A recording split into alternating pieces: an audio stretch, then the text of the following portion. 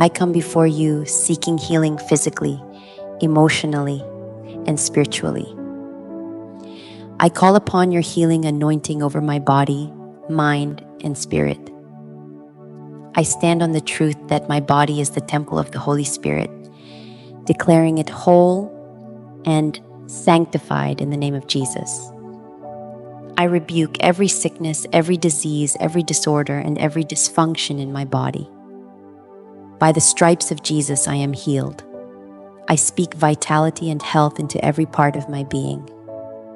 Let your healing power flow through me, healing every cell and tissue, every system and organ, every bone, joint, and muscle. Merciful Father, mend every aspect of brokenness in my life, bringing healing and restoration. In your mercy, transform my weaknesses into strengths and my scars into testimonies of your unfailing love.